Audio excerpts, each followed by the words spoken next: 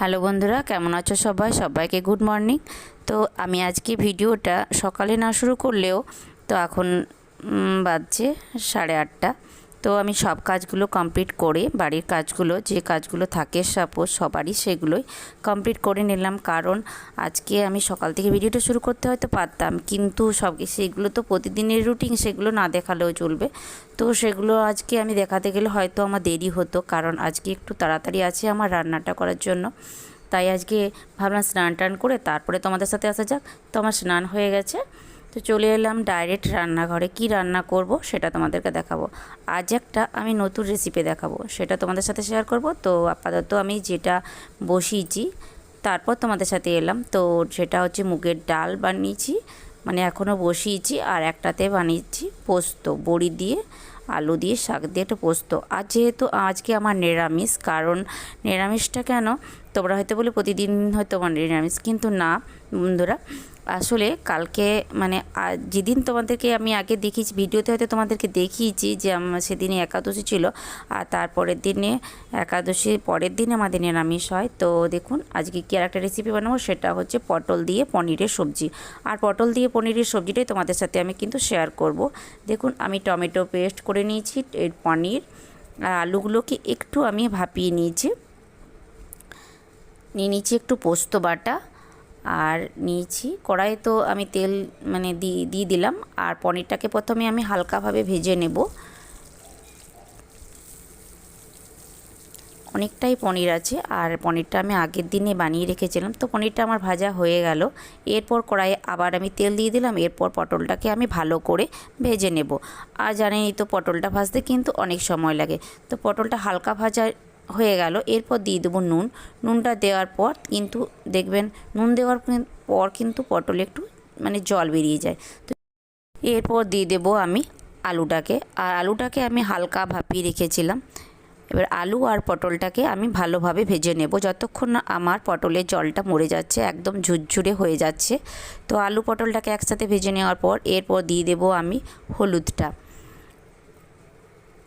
হলুদটা দেওয়ার পর আবার আমি কিছুক্ষণ নেড়ে চেড়ে নেব। আর তারপরে দেব আমি মশলাটা। মশলা বলতে জিরে, ধনে, গোলমরিচ, লঙ্কা আর একটু আদা। এরপর ভালো করে মশলাটাকে আমি কষে নেব। মশলাটা যখন আমার ভালো করে কষা হয়ে যাবে, তারপর আমি টমেটোর পেস্ট করে রেখেছি সেটাকে দিয়ে দেব। এরপর টমেটো পেস্ট করাটাকে আবার আমি কিন্তু ভালো করে ভেজে নেব, কারণ টমেটোর যে কাঁচা গন্ধটা সেটা যাতে চলে যায়। তো দেখুন আমার কিন্তু সব মশলা ভালো করে কষা হয়ে গেছে।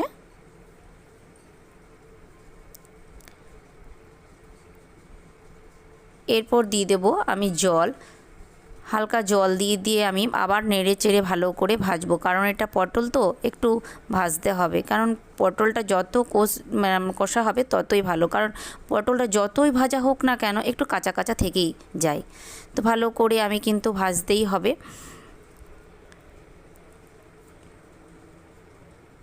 পটলটাকে ভালো করে কষে নেওয়ার পর তারপরে আমি জল দিয়ে ঢাকা দিয়ে দেবো।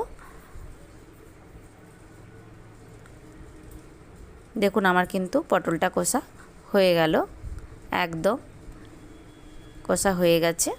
এরপর দেখুন আমি জল দিয়ে দিলাম।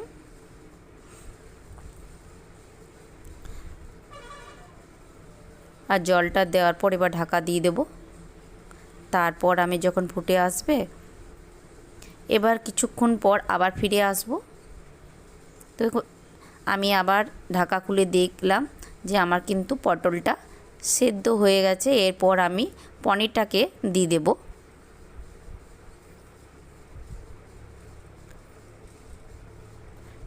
দেখুন আমার কিন্তু পনিরটাকে দেওয়ার পর এরপর দিয়ে দেবো পোস্ত বাটাটা।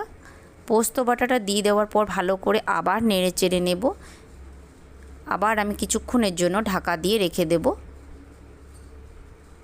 দেখুন আমার কিন্তু পটল পনির একদম রেডি হয়ে গেছে। এরপর দিয়ে দেব একটু গরম মশলা।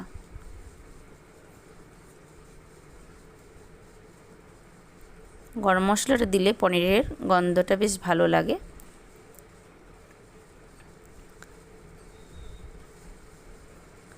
আর আমার কিন্তু নিরামিষ পটল পনির একদম রেডি হয়ে গেল। রান্না কমপ্লিট করে খাওয়া দাওয়া সব কমপ্লিট হয়ে গেল। খাওয়া দাওয়া সব কমপ্লিট করে তারপরে আবার তোমাদের সাথে চলে এলাম আবার কিছু গল্প করতে। এবার কিন্তু গল্প করব না, গল্পর সাথে সাথে তোমাদেরকে কিছু আমি দেখাবো। অনেক দিন থেকেই ভাবছিলাম যে আমি এটা মানে জিনিসগুলো আমার আনা হয়েছে, কিন্তু আমি মানে তোমাদেরকে দেখাতে পারিনি, মানে আমার সময় করে উঠতে পারিনি। মানে তোমরা তো দেখেছো আগের ভিডিওতে আমি কোথা গিয়েছিলাম, মানে ওই নিয়ে একটু ব্যস্ত ছিলাম। তো প্রথমে বাপের বাড়ি, তারপরে বোনের বাড়ি, এই করেই আমার কিন্তু মানে পেরিয়ে গেল। তো ভাবলাম আজকে আমি কিন্তু তোমাদেরকে দেখাবো। তো দেখুন কি দেখাচ্ছি, এগুলো হচ্ছে আমি দিচ্ছি চৈত্র সেল। তো চৈত্র সেলের কাপড়গুলোকে মানে আমি সব দামগুলো সব ঠিক করে এরপর সেইগুলোকে আমি তোমাদেরকে বলেছি যে আগে আমি করেছি। তো আগে আমি কি করেছিলাম, তো তখন আমি তো গোষ্ঠী করি, তখন আমাদের যখন মিটিং থাকে সব মেয়েগুলো যখন মানে এক জায়গায় জড়ো হয় মিটিংয়ে, তো অনেক মেয়েরাই আসে, তো তাদেরকে দেখায়। তো এবারে কিন্তু আমি সেটা করব না, এবারে আমি কিন্তু ফোনেই আমি মানে পাঠিয়ে দেবো। এগুলো সব মানে তোমাদেরকেও দেখালাম, আর আমি এক এক করে সেগুলোকে ফটো তুলবো, আর ফটো তোলার পর তারপরে আমি কিন্তু ফোনে পাঠিয়ে দেবো স্ট্যাটাসে দিয়ে। আরে সেগুলোকে মানে যার যেটা মানে পছন্দ হবে সে আমাকে বলবে, এইভাবেই আমি কিন্তু মানে করব। তো আগে তারপরে আমার যে কাজের বান্ধবীরা আছে তাদেরকেও আমি বলে রেখেছি, তো তাদেরকেও পাঠাবো, আর তাদের যদি পছন্দ হয় তারা আমাকে বলবে, এবং এইভাবেই আমি কিন্তু এইগুলো মানে বিক্রি করব। তো আমি কিন্তু দেখুন আমার কিন্তু চুড়িদারগুলোর মানে কুর্তিগুলো সেরকম কিন্তু দামও নেই, কোনোটা হয়তো 250, 250 আছে, 290 আছে, তারপরে এক এক করে দামগুলো আছে আমার সব মানে লেখা আছে। আর দেখুন এটা কিন্তু জামদানি শাড়ি, মানে শাড়ির পিস কেটে এগুলোকে করা, এগুলো কিন্তু এবারে দেখা যায়। দেখুন এটার দাম কিন্তু 380, খুব একটা কিন্তু দাম নেই। আর শাড়িগুলো আছে 550। আর এই জামদানি শাড়ির অনেকগুলোই আমার কিন্তু মানে কালার আছে। দেখুন কালো আছে, সাদা আছে, হলুদ আছে, অনেকগুলোই পিঙ্ক আছে। আর এগুলো কিন্তু একই রকমের, আর একই রকমের চুড়িদারগুলো কিন্তু নেই, অনেক রকমের আছে। এটা এক রকমের দেখালাম, আর এটা কিন্তু মানে লং আছে, আর একই রকমই কিন্তু দাম নেই। আর দামগুলো কিন্তু একদমই কম, কারণ এগুলো মানে এখন তো চৈত্র সেল হিসাবে দিচ্ছি, কারণ এখন সবাই জানে এটা চৈত মাসা সেল হিসাবে দেওয়া হয়। তো আমি দামগুলোকে একদম কম করে দিয়েছি, সেগুলোকে আবার লিখে সেগুলোকে আমি কিন্তু পাঠিয়ে দেবো। তো এক এক করে আমি সব কিন্তু ফটো তুলে নেব। এটা কিন্তু হলুদ কালার একই, এটা হলুদ আছে একটা, লাল আছে একটা, এগুলো কিন্তু লংয়ের মধ্যে পড়বে। আর দেখুন আর একটা, এটার দাম কিন্তু 260 টাকা। এটা অনেকগুলো কালার আছে, হলুদ আছে, লাল আছে, কালো আছে। এরপর তোমাদেরকে আর একটা জিনিস আমি দেখাবো, সেটা হচ্ছে যে শাড়িও আছে অনেক, কুর্তিগুলো তো তোমাদেরকে দেখালাম। এই একটা আছে 250 টাকা, এটারও 3-4টে কালার আছে। দেখুন লাল, হলুদ, সাদা।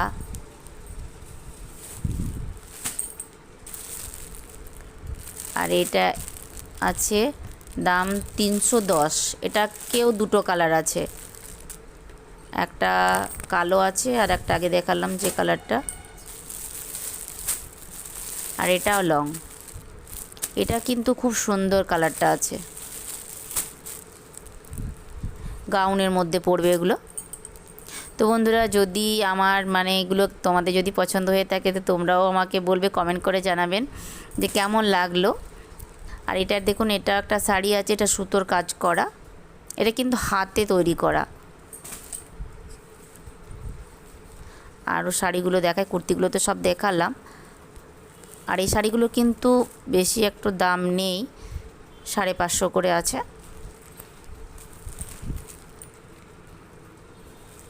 দেখুন এই একটা কালার, আর ওই রকমই আর একটা আছে হলুদ কালারে, এটা তাঁতের শাড়ি যেটা আগে দেখালাম।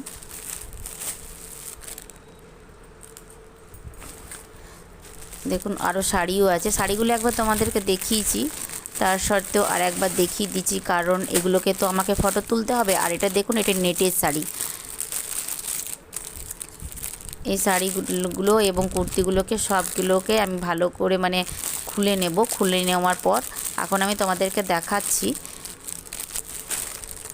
আর এগুলোকে আমি ভালো করে খুলে নেওয়ার পর তারপরে এক এক করে ফটো তুলব। ফটো তুলে তারপরে আমি কিছু স্ট্যাটাসে দেবো, তারপর কিছু আমি মানে ইয়েতে দেবো, ওই ফটোগুলো আমার বান্ধবীদেরকে ফটো করে দেবো। তো দেখুন নেটের শাড়িটা আমি দেখাচ্ছি, তা তোমাদেরকে খুলেও দেখাচ্ছি। আগের শাড়িগুলো কিন্তু আমি এইভাবেই বিক্রি করেছি ফোনে দিয়ে দিয়ে, কারণ বাড়িতে বসে থাকা ব্যবসা তো এরকমভাবেই করতে হবে। তো আমি একই রকমই করি না, আমি তো জানো আমি অনেক রকমই কিছু করি বাড়িতে বসে। কেমন লাগলো আমার ভিডিওটা আজকে, আর তোমাদেরকে শাড়ি কুর্তি সব দেখালাম, তো কমেন্ট করে জানাবেন যদি আমার ভিডিওটা তোমাদের ভালো লেগে থাকে। তো আমি তোমাদেরকে বলেছি আমি কিন্তু শাড়িটা আজকে করছি না, আমি শাড়িটি কিন্তু আগেও করেছি। আগে আমি শাড়িটা অনলাইন থেকে অর্ডার করেছিলাম, মানে অর্ডার করেই আমি কিন্তু বাড়িতে বসে আমি কিন্তু অর্ডার করি এবং বাড়িতেই আমাকে পৌঁছে দিয়ে যায় আমার মালগুলো। তো তোমার সাথে কথা বলতে বলতে অনেক কিন্তু সময় হয়ে গেল, সন্ধে প্রায় হয়ে গেছে। তো আমার ভিডিও তোমাদের যদি ভালো লেগে থাকে তাহলে লাইক এবং কমেন্ট করে জানাবেন। দেখুন আকাশটা কত সুন্দর দেখাচ্ছে। তো আবার পরে ভিডিও নিয়ে তোমাদের সাথে হাজির হব, নতুন নতুন ভিডিও নিয়ে। ভালো থাকবে।